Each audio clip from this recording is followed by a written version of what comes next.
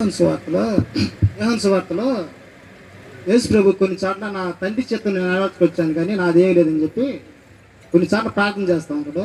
యేసు ప్రభు దేవుడైనప్పుడు డైరెక్ట్గా చేయాలి కదా కొన్ని. మరి పైన ఎవరికి ప్రార్థన చేస్తున్నట్టు? యెహోవా తండ్రి దేవుడే నా ప్రవక్త. అది మాకు డౌట్ అండి పుస్తకాల నుంచి కూడా. ఇది చాలా మంచి ప్రశ్న అడిగారు బ్రదర్. కూర్చోండి, ఇక్కడైనా కూర్చోండి, అక్కడైనా కూర్చోండి. అందరికీ చెప్తాను, మీకు కూడా చెప్తాను. యేసు ప్రభు దేవుడైతే ఆయన ఎందుకు తరచూ తండ్రికి ప్రార్థన చేస్తున్నాడు? ప్రార్థన చేయకుండా ఆయనే చేయొచ్చు కదా, ఏది అవసరమో అది దేవుడైతే. అలాగే ఎందుకు చేస్తున్నాడు మరి? ప్రార్థన చేయకూడదు కదా, ఆయనే తన దైవత్వపు శక్తితో అన్నీ జరిగించాలి కదా అన్నది ప్రశ్న. ఇంతకు యేసు దేవుడా ప్రవక్త అని కూడా చివరికి బ్రదర్ అడిగారు. సో యేసుక్రీస్తు దేవుడా కాదా అన్నది మనకు అర్థం కావాలి. ముందు దేవత్వంలో ముగ్గురు వ్యక్తులున్నారు అని బైబిల్ చెబుతుంది. బైబిల్ గ్రంథం మొట్టమొదట ప్రారంభం కావడమే ఆదియందు దేవుడు అని తెలుగులో ఉంది, చూసారా పదం?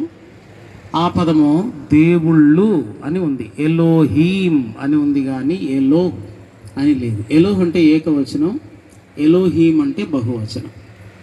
సో దేవుడు ఒకరిగా లేడు, ముగ్గురు వ్యక్తులుగా ఉన్నాడు. ఆ ముగ్గురు వ్యక్తుల్లో తండ్రి అని పిలువబడుతున్న ఆయన ఒక ఆయన పేరు యెహోవా. కుమారుడు అని పిలువబడుతున్న ఆయన ఒక ఆయన పేరు కూడా యెహోవాని. పరిశుద్ధాత్మగా లేక దేవుని ఆత్మగా యెహోవా ఆత్మగా పిలువబడుతున్న ఆయన ఒక ఆయన. ఈ ముగ్గురు ఉన్నారు, నిత్యత్వము నుండి ఉన్నారు, ఎవరు సృజించకుండానే ఉన్నారు వీళ్ళు. అలాగున పాత నిబంధనలో మనకు తరచూ భక్తులతో మాట్లాడుతున్నాడే ఆయన తండ్రి కాదు, కుమారుడైన యెహోవా.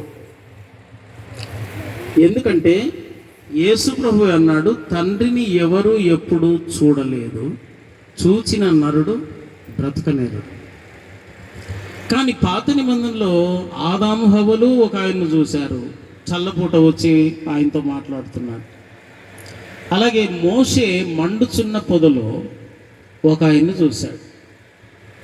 ఇప్పుడు మోషే మండుచున్న పొద దగ్గరికి రండి ఒక్కసారి. నిర్గమాకాండము 3వ అధ్యాయం దగ్గరికి రండి.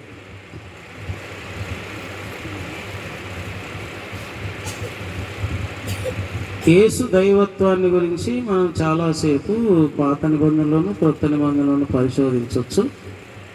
ఇప్పుడు ప్రశ్నోత్తరాల సమయం కాబట్టి ఒక 5 నిమిషాల కొరకు జవాబు చెప్తున్నాను. 3వ అధ్యాయంలోనికి రండి.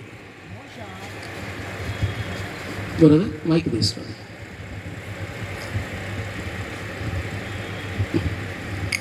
2వ వచనం నుండి చదవండి.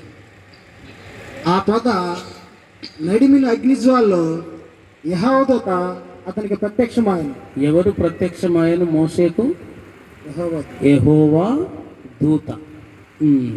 అతను చూచినప్పుడు అగ్ని వలన ఆ పొద మండుచుండేది, కానీ పొద కాలిపోలేదు. 4వ వచనం చదవండి. దాన్ని చూచుటకు అతడు ఆ తట్టు వచ్చుట యెహోవా చూసింది. ఎవరు చూచిన? అగ్నిజ్వాలలో ప్రత్యక్షమైంది ఎవరు? మీరు బైబిల్ చూడండి. అగ్ని జ్వాలలో ప్రత్యక్షమైంది యెహోవా దూత. కానీ ఆ పొద నడుమ నుండి ఎవరు మోషేను చూస్తున్నారట? యెహోవా చూచెను. ఇప్పుడు యెహోవా దూత చూస్తున్నాడా, యెహోవా చూస్తున్నాడా? మండుచున్న పొదలో ప్రత్యక్షమైనది ఎవరు? యెహోవా దూతయా, యెహోవాయేనా? ఓకే, ఇప్పుడు ఆయన ప్రత్యక్షమై మాట్లాడుతున్నాడు. మోషే మోషే అని అతన్ని పిలిచాను. అందుకు అతడు చిత్తము ప్రభువా అన్నాడు. ఆ దూత ఎవరైతే ప్రత్యక్షమయ్యాడో ఆయన పేరు యెహోవా గనుక ఆ యెహోవా చూస్తూ మాట్లాడుతున్నాడు మండుచున్న పొదలో నుండి. మాట్లాడుతూ 6వ వచనం చూడండి. నేను నీ తండ్రి దేవుడను. ఆ దూత ఏమంటున్నాడు ఇప్పుడు? అంటే దూతయా దేవుడా? నేను నీ తండ్రి దేవుడను, అబ్రహాము దేవుడను, ఇస్సాకు దేవుడను, యాకోబు దేవుడను అని చెప్పుకుంటూ వస్తున్నాడు ఆ దూత. చెప్పుకుంటూ వచ్చి 14వ వచనం చూడండి. అందుకు దేవుడు, నేను ఉన్నవాడను అనువాడనై ఉన్నాను అని చెప్పాడు. ఈ ఉన్నవాడను అని చెప్పిన మాటనే హెబ్రీ పదంలో యెహోవా అంటున్నాం.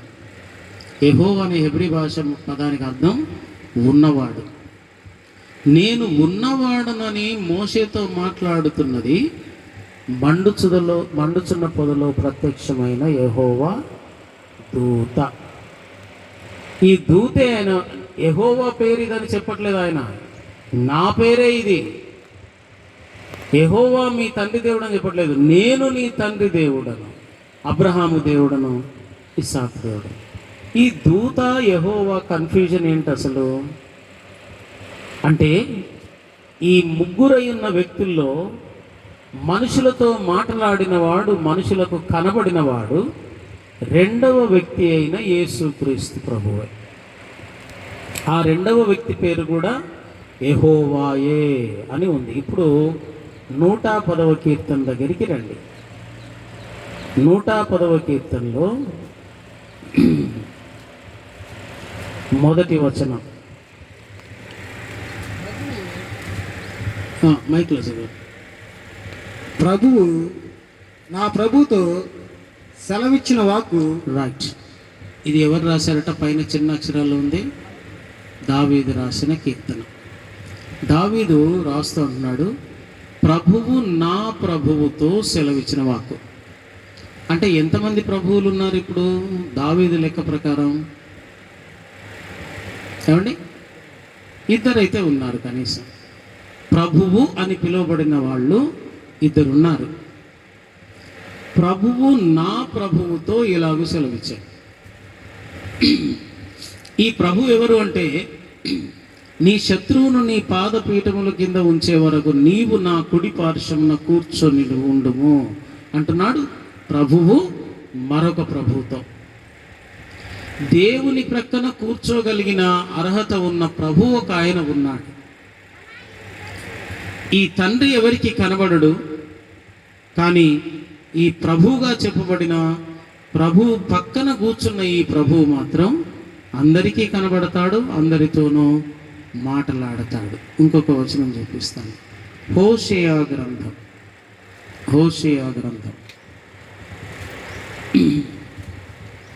12వ అధ్యాయము. హోషేయ గ్రంథం 12. దానియేలు తర్వాత హోషేయ ఉంటుందండి. హోషేయ గ్రంథం 12వ అధ్యాయము. ఇదొక మర్మం అన్నమాట. దాన్ని కొంచెం మనం విడమరిచి అర్థం చేసుకుంటే సులభంగా మనకు అర్థం అవుతుంది. హోషేయ గ్రంథము 3వ వచనం, 12వ అధ్యాయము 3వ వచనం. యూదా వారి మీద 3 తల్లి గర్భమందు యాకోబు తన సహోదరుని మడిమను పట్టుకొని మగసిరి కలవాడై అతడు దేవునితో పోరాడు. ఎవరితో పోరాడను?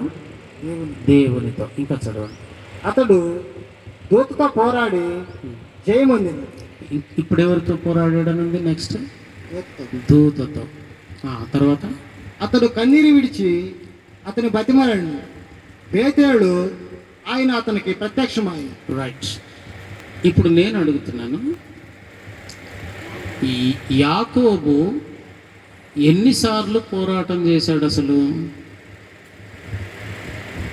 ఒక రాత్రంతా పోరాటం చేసింది ఎన్నిసార్లు చేశాడు? ఒక్కసారి కదా. కానీ హోషేయ అంటున్నాడు, ఆయన దేవునితో పోరాటం చేశాడు, దేవుని దూతతో కూడా పోరాటం చేశాడు. ఆ దేవుని దూత అన్నాయన లేక దేవుడు అన్నాయన బేతేలులో అతనికి ప్రత్యక్షమయ్యాడట.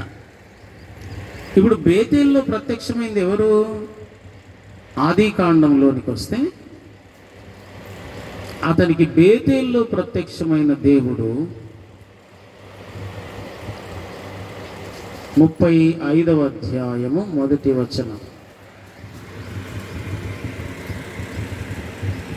దేవుడు యాకోబుతో, నీవు లేచి బేతేలునకు వెళ్ళి అక్కడ నివసించి నీ సహోదరుడైన ఏశావు ఎదుట నుండి. సో బేతేలులో ప్రత్యక్షమైంది ఎవరు? దేవుడు అని ఉంది. కానీ హోషే ఏమని రాస్తున్నాడు? దేవునితో దేవదూతతో కూడా పోరాడాడని రాస్తున్నాడు. అసలు దేవునితో ఎప్పుడైనా పోరాడినట్టుందా? దేవదూతతో పోరాడినట్టుందా? చరిత్రలో, యాకోబు చరిత్రలో 32వ అధ్యాయంలోనికి రండి. ఆది కాండము 32, 24వ వచనం నుండి. యాకోబు అక్కడ మిగిలిపోయాను. ఒక నరుడు తెల్లవారు వరకు అతనితో పెనుగులాడింది. ఇక్కడ ఎవరు పోరాడుతున్నారట? ఇప్పుడు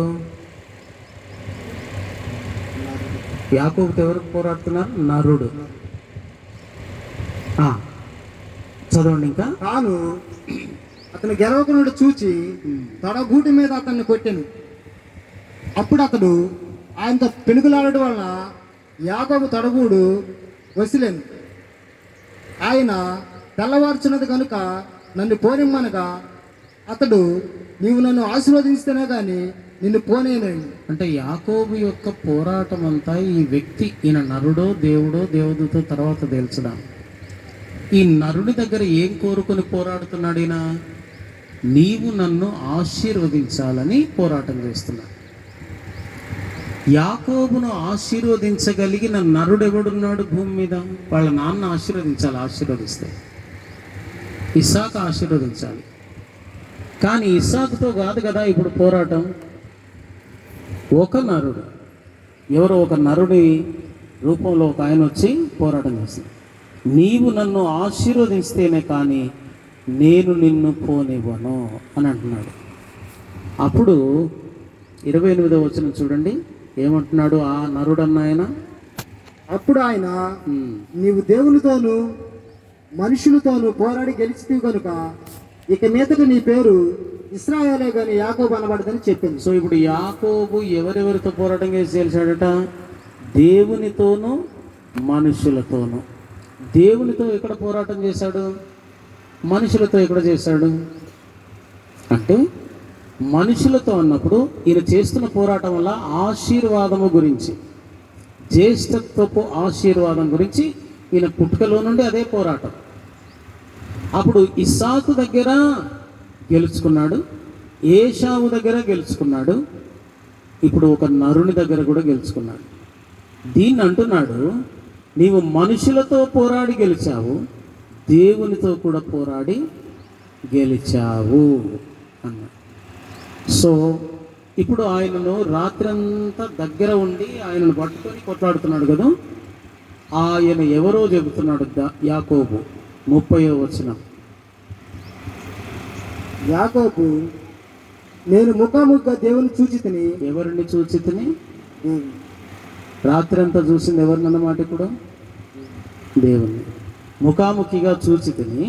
అయినాను నా ప్రాణము దక్కినదని ఆ స్థలమునకు పెనియేలు అని పేరు పెట్టింది. చూడాలి.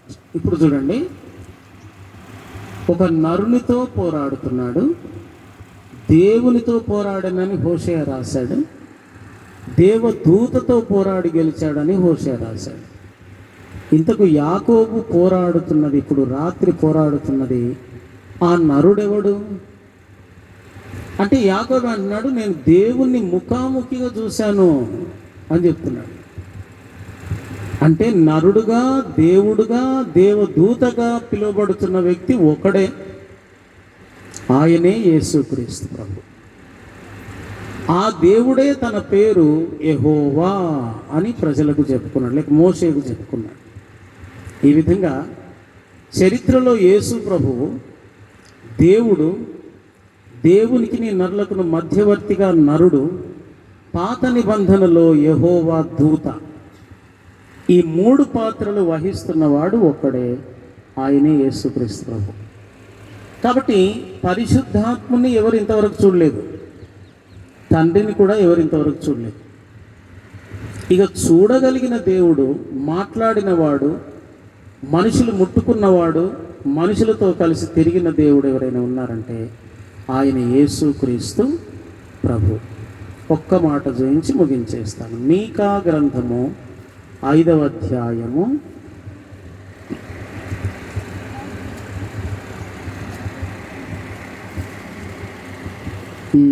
2-3 వచనములు.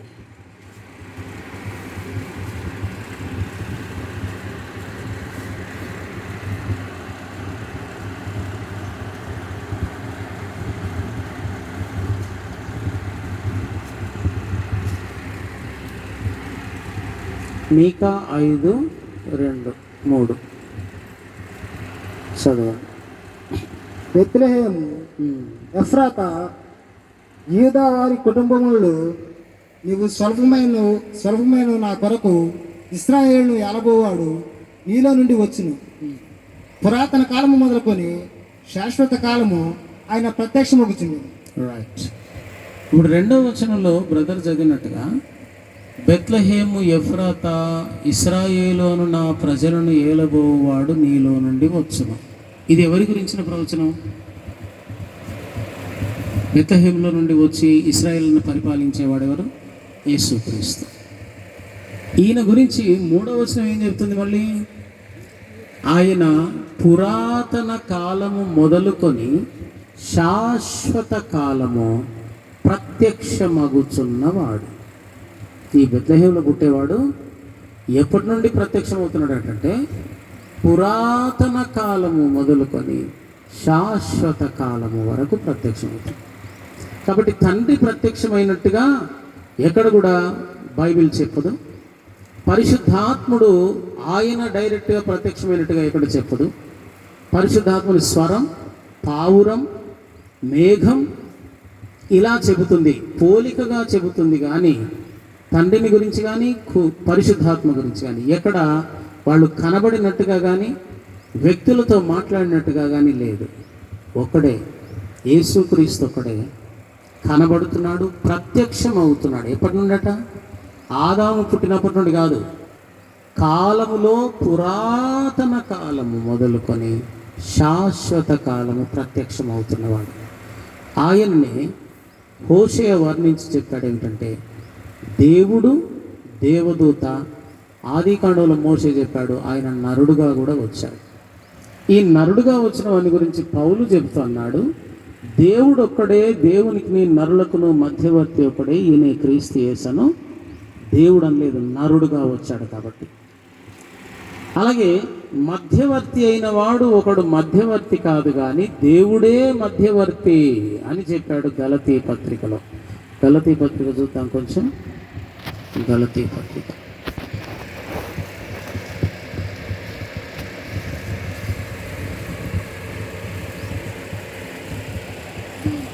3వ అధ్యాయము 20వ వచనం. మధ్యవర్తి ఒకరికి మధ్యవర్తి కాదు కానీ దేవుడు ఒక్కడే. అది. సో ఇప్పుడు మానవునికి దేవునికి మధ్యవర్తిగా ఒకడు రావాలంటే ఇది మనుషుడు రాలేడట, దేవుడే రావాలి. కాబట్టి దేవుడిలో ఉన్న తండ్రి పరిశుద్ధాత్ముడు కాకుండా కుమారుడుగా పిలువబడిన వాడు మధ్యవర్తిగా వచ్చాడు. ఆ వచ్చినవాడు ఎవరైనా మధ్యవర్తి అంటే అతనితో దగ్గరి సంబంధం ఉండాలి, ఈ వ్యక్తికి దగ్గర సంబంధం. వీళ్ళిద్దరి మధ్యలో కొట్లాట ఉంది కానీ మధ్యవర్తి అయిన వాడు అతనికి దగ్గరి వాడై ఉండాలి, ఇతనికి దగ్గరి వాడై ఉండాలి. దేవునితో కోట్ల సంవత్సరాలు నివసించాడు. ఇప్పుడు మనుషుల్ని మనిషిగా మళ్ళీ దేవుని దగ్గర తీసుకురావాలంటే ఆయన ఒక మనిషిగా అవతరించాలి. కాబట్టి యేసు ప్రభు నరావతారం ఎత్తాడు. ఇక మరి ఎందుకు ప్రార్థన చేస్తున్నాడు అంటే నరునిగా అవతారంలో ఉన్నప్పుడు యేసు ప్రభు పరిపూర్ణమైన దైవత్వము కలిగి ఉన్నాడు, పరిపూర్ణమైన మానవత్వము కలిగిన రెండు వ్యక్తిత్వాలు కలిగిన వ్యక్తిగా ఉన్నాడు. ఈయనలో దైవత్వం ఉన్నది. అందుకే ఆయన మాటలు విన్నప్పుడు వ్యక్తులలో అది కార్యము జరిగించింది. ఉదాహరణకి ఎమ్మాయి గ్రామంలోనికి వెళ్తూ ఉంటే ఇద్దరు శిష్యులతో మాట్లాడుతుంటే వారి హృదయము మండుతూ వచ్చిందట. అలాగే గెత్సేమనే తోటలో ఎవరిని వెతుకుచున్నారు? యేసును. నేనే అన్నాడు, అంతే. ఆమడ దూరం పడ్డారట వాళ్ళు. నేనే అనే మాటకు పడిపోతారా సైనికులు? అంటే ఆయన మాటలో ఎంత శక్తి అంటే దైవత్వపు శక్తి. రెండవది ఆయన క్రియలలో కూడా దైవత్వపు శక్తి. ఏమిటి?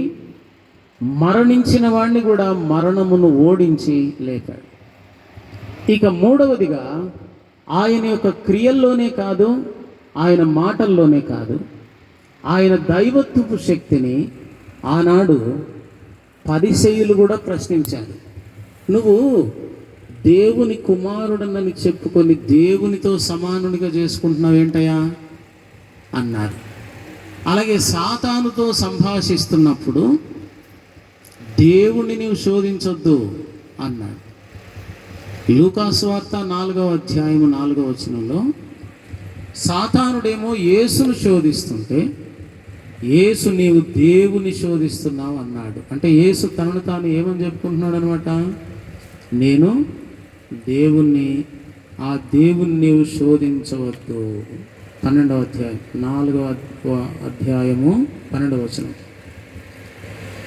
లూకా 4. అందుకు యేసు నీ దేవుడైన ప్రభువును శోధింపవలదు అని చెప్పబడి ఉన్నదని వానికి ప్రత్యుత్తరం ఇచ్చింది. సో ఇప్పుడు అపవాది ఎవరిని శోధిస్తున్నాడు ఇక్కడ? యాక్చువల్గా 40 దినాల శోధనలో యేసును.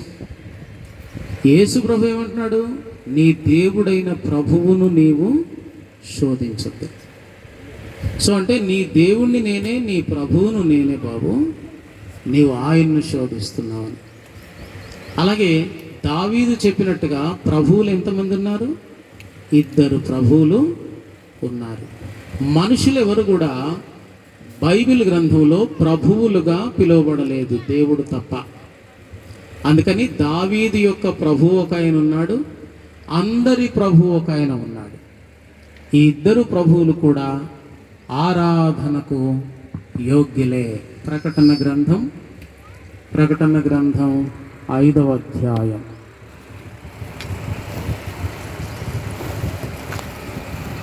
ప్రకటన గ్రంథం 5వ అధ్యాయము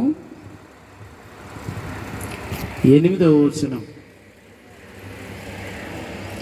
ఆయన దాన్ని తీసుకున్నప్పుడు ఆ 4 జీవులను, వీణేళ్లను, ధూపద్రవ్యములతో నిండిన సువర్ణ పాత్రలను పట్టుకొని ఉన్న ఆ 24 పెద్దలను ఆ గొర్రెపిల్ల ఎదుట సాగిలపడాడు. ఎవరి ఎదుట ఈ పెద్దలు సాగిలపడుతున్నారు? గొర్రెపిల్ల ఎదుట. ఆ సింహాసనం మీద ఎవరున్నారు? 20. దేవుడున్నాడు. దేవుని ముందు ఎప్పుడు ఉన్న వీళ్ళు ఆ పరలోకంలోనికి గొర్రెపిల్ల ప్రవేశించగానే ఏం చేస్తున్నారు? సాగిల పడుతున్నారు. ఎవరికి సాగిల పడతారు మనుషుడు? దేవుడికి మాత్రమే సాగిలపడాలి. ఇప్పుడు 12వ వచనంలో వాళ్ళు ఎవరికి ఘనత స్తోత్రము చెందాలంటున్నారు? వారు వధింపబడిన గొర్రెపిల్ల శక్తియు, ఐశ్వర్యమును, జ్ఞానమును, బలమును, ఘనతయు, మహిమయు, స్తోత్రమును పొందిన అర్హుడని గొప్ప స్వరముతో చెప్పుచుండేది. సో గొర్రెపిల్లకు ఏం పవర్ ఉందట వాళ్ళు చెప్తున్నారు. వాళ్ళు ముందేమో వాళ్ళ కిరీటాలు తీసేసి ఆయన ముందు సాగిలపడ్డారు. తండ్రి అయిన దేవుడు సింహాసనం మీద ఉండగా గొర్రెపిల్ల అలాగ వచ్చి పక్కన నిలబడ్డాడు. ఈ పెద్దలు ఆయనకు సాగిలపడుతున్నారు తండ్రి ఉండగానే. సాగిలపడమే కాదు, వాళ్ళు చెప్తున్నారు గొర్రెపిల్ల ఎల్లప్పుడూ శక్తియు, ఐశ్వర్యమును, జ్ఞానమును, బలమును, ఘనతయు, మహిమయు, స్తోత్రమును పొందనర్హుడని చెప్పుచుండిరి. హెబ్రీ పత్రిక. ఇంకా ఎవరు ఉన్నట్లయితే రండి. రవి గారు మనకు మంచి క్లారిటీ ఇస్తున్నారు. షార్ట్గా మీరు అడిగితే. హెబ్రీ పత్రిక 1వ అధ్యాయము ఇంకా మీరు తెలుసుకోవాలనుకున్నట్లయితే అయ్యగారు ఉంటారు మన దగ్గర 3 దాకా. భోజనం అయినా మరి అడగవచ్చు. ఎవరైనా ఇప్పుడు ఎమర్జెంట్గా అడగాలంటే లేచి రండి. 8వ వచనం, మొదటి అధ్యాయం 8వ వచనము 10వ వచనం. అగ్నిజ్వాళ్ళు కానీ చేసుకునేవాడు అని తన దూతలను గూర్చి చెప్పుచున్నాడు కానీ తన కుమారుని గూర్చి అయితే, దేవా నీ సింహాసనము నిరంతరం నిల్చున్నది, నీ రాజదండము న్యాయార్థమైనది. రైట్. ఇప్పుడు దేవదూతలను ఏమన్నాడు? వాయువులుగాను సేవకులుగాను జ్వాలలుగాను చేసుకున్నాడు. తన కుమారుడి గురించి ఏమని చెప్తున్నాడు? తండ్రి దేవా అంటూ ప్రారంభించాడు. తండ్రి తన కుమారుడి గురించి ఏమని చెప్తున్నాడు? కుమారుడు అనట్లేదు, దేవా అని సంబోధిస్తున్నాడు. అంటే కుమారుడు ఎవరు అనమాట? కుమారుడి అర్హత ఏమిటనమాట? దేవుడు. ఇది మనుషులు ఇస్తున్న సాక్ష్యం కాదు, తండ్రి ఇస్తున్న సాక్ష్యం. అలాగే నీ రాజదండము నీ సింహాసనము నిరంతరం నిలుస్తుంది. 10వ వచనం,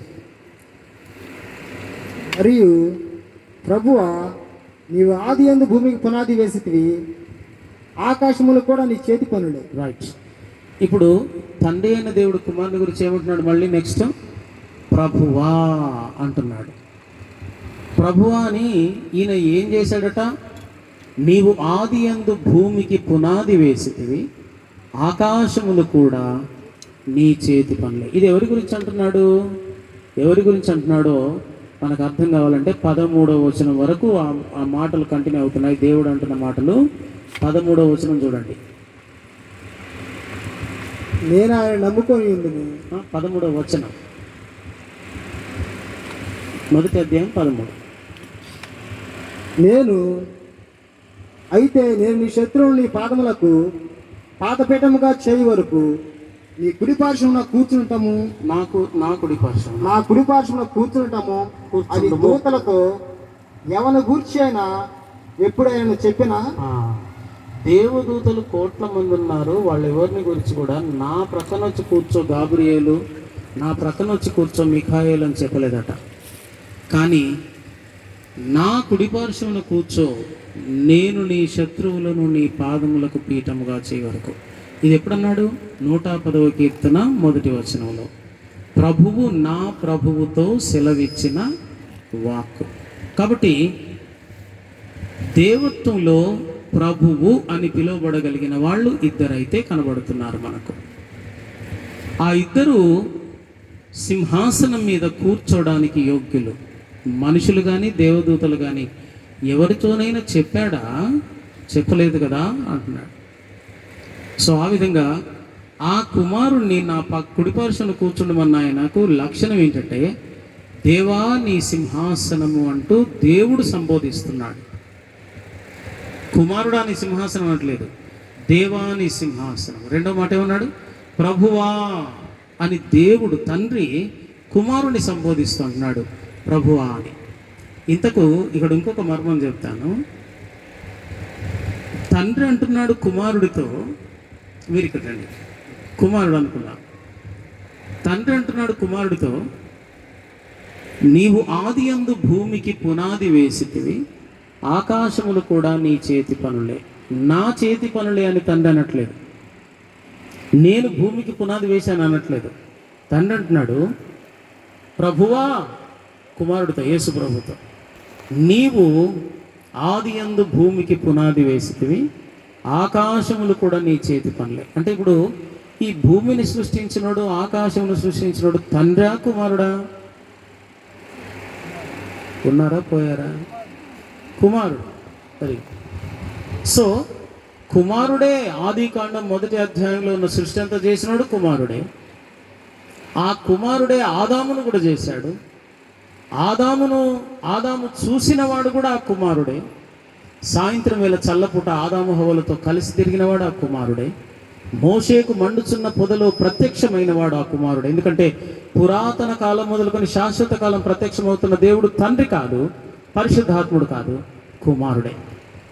ఈ కుమారుడే మోషేకు మండుచుతున్న పొదలో ప్రత్యక్షమై నేను నీ తండ్రి దేవుడు అని అంటున్నాడు. ఈయన ఈ కుమారుడు అనట్లేదు నీ తండ్రి దేవుడైనా యెహోవా నన్ను పంపాడు అనట్లేదు, నేనే నీ తండ్రి దేవుడను, అబ్రహాము దేవుడను, ఇస్సాకు దేవుడను, యాకోబు దేవుడను.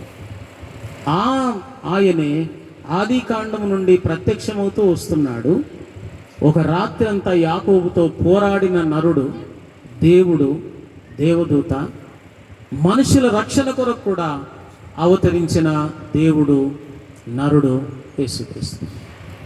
ఇక అవతారంలో 33 సంవత్సరాల మానవ అవతారంలో ఆయన మనకు ఏమి నేర్పుతున్నాడంటే, మనకు మాదిరి ఉంచిపోయెను అని ఉంది. సో ఫిలిప్పీ పత్రిక 2వ అధ్యాయము 6వ వచనంలో ఆయన మనకు మాదిరి ఉంచిపోయాడు. కాబట్టి ఈ మాదిరిగా దేవుణ్ణి ఎలా ప్రార్థన చేయాలో ఆయన ఒక మోడల్ను మనకు చూపిస్తున్నాడు. అందులో భాగంగానే తండ్రిని తరచూ ప్రార్థన చేస్తున్నాడు. ఈయనలో 2 భాగాలు ఉన్నాయి. ఏమండి, శివుడిలో ఇద్దరు ఉన్నట్టుగా చూపిస్తారు. ఎవరా ఇద్దరు? Very good. గంగా పార్వతి ఒకటే. ఇప్పుడు హాఫ్ ఇటువైపు స్త్రీ రెడ్ కలర్లో ఇటు స్త్రీ ఉన్నట్టుగా చిత్రీకరిస్తారు, ఇటు బ్లూ కలర్లో శివుడు ఉన్నట్టుగా, పురుషుడు ఉన్నట్టుగా చిత్రీకరిస్తారు. 2 యేసుక్రీస్తులో అది ఒకటిదే. అట్లా ఉండడం సాధ్యం కాదు. అట్లా ఉండేవాళ్ళు ఎవరంటే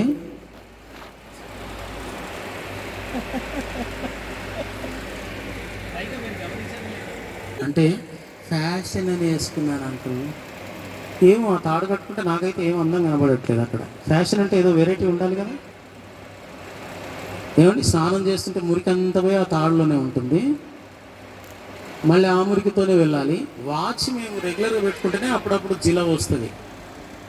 అది ఎప్పటికి ఉండే తాడు, అందులో ఏం నల్లగా ఉంది, అదేం ఫ్యాషన్ అమ్మా? మరి తాడు నల్లగా ఉండడం ఫ్యాషన్ అయితే ఇక్కడో తాడు పెట్టుకో, ఇక్కడ పెట్టుకో, ఇక్కడ పెట్టుకో అన్నాడు. మరొక అమ్మాయింది జిష్టి దాకకుండా అట అంకుల్ అన్నది. మరి మేమందరం ఏ తాడు ఉన్నాం కదా, మాకు అన్ని జిస్టులు తగలాలి కదా. మరి మీ అమ్మకు జిష్టి తగిలిందా? జిష్టి తగిలే మీ నాయన్ని చేసుకుందా? మరి మీ అమ్మకు లేని తాడు నీకెందుకమ్మా? మగపిల్లలందరూ చూడగానే వాళ్ళందరూ చూడగానే జిష్టి తగులుతుంది అని అందానికి. చిన్నపిల్లలు ఎంతో అందంగా ఉంటే ముందు పెట్టుకుంటారు, దగ్గర తీసుకొని మాట్లాడితే వాళ్ళకు జిష్టి తగులుతుందా? మరి అలాగే అబ్బాయిలు కూడా చిన్నప్పుడు అందంగా ఉంటారు ఆడపిల్లగానే, మరి వాళ్ళ కాళ్ళకు కూడా కట్టాలి కదా. క్రైస్తవుల జాగ్రత్త, సాతానుడు ఏదో ఒక రూపములో వ్యక్తులను ఆవహించి వాళ్ళను సత్యంలో నుండి బయటకు తీసుకునేలా ప్రయత్నం చేస్తుంది. మెట్టుకు యేసు ప్రభులో 2 ఉన్నాయి అవతారంలో. సంపూర్ణ మానవత్వం ఉంది, సంపూర్ణ దైవత్వం ఉంది. దేవుడొక్కడే పాపములు క్షమించగలవాడు అని యూదులు నమ్ముతారు. కానీ యేసు ప్రభు, కుమారుడా నీ పాపములు క్షమించబడి లేచి నీ పరిగెత్తుకొని పరిగెత్తాడు. అలాగే ఒక స్త్రీ వస్త్రపు చెంగు పెట్టుకుంటే, కుమారి నీ పాపములు క్షమించబడి. యూదుల కోపం వచ్చింది. పాపములు క్షమించే అధికారం దేవుని తప్ప ఎవరికి ఉండదు కదా అంటే, అరే నేను దేవుడిని అర్థం చేసుకోండి, కానీ ఇక్కడికి వచ్చిన పని దేవత్వాన్ని చూపించడానికి కాదు, మానవుడిగా పాప పరిహారము కొరకు రక్తము చిందించడానికి శరీరమును ధరించి వచ్చాను, కాబట్టి ఆ పని కొరకు వచ్చాను, గొర్రెపిల్లగా వచ్చాను కనుక ఇప్పుడు నేను సామాన్యుడిగా కనబడుతున్నాను. కానీ మహిమతో ఎందుకు లేవగలిగాడు యేసు ప్రభు? చూడండి, మహిమతో యేసు ప్రభు ఒక్కడే మరణాన్ని ఎందుకు జయించగలిగాడు?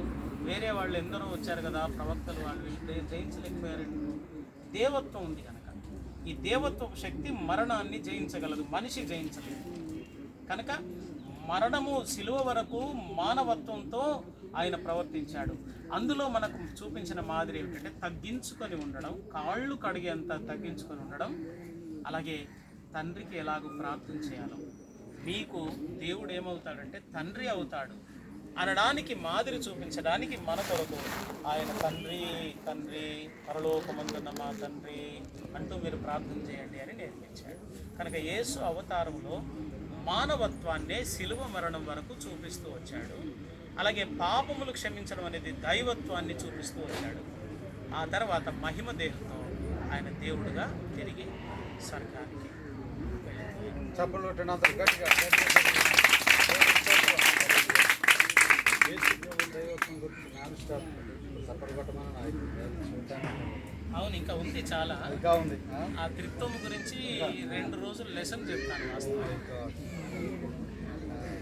ఓకే, అంటే ఒకరోజు మనం బైబిల్ క్లాస్ పెట్టుకోవాలన్నమాట. త్రిత్వం పెట్టుకుంటే అదేనా? కాబట్టి ఇప్పుడు మనం భోజనం చేద్దాం. తర్వాత ఇంకా అయ్యగారు ఇంకా మనకి సమాధానం చెబుతారు. అయ్యగారు కూడా కష్టమది తీసుకున్న తర్వాత మళ్ళీ ఇంకెవరైనా ఆసక్తి కలిగి అయ్యగారు దాన్ని ఇంకా తెలుసుకోవాలనుకున్నట్లయితే మీకు ఒక అరగంట మీకు సమయం పడుతుంది. ఇప్పుడు మనందరూ కూడా చివరి ప్రార్థన తీసుకొని మనం ముగించుకుందాం, భోజనం చేద్దాం.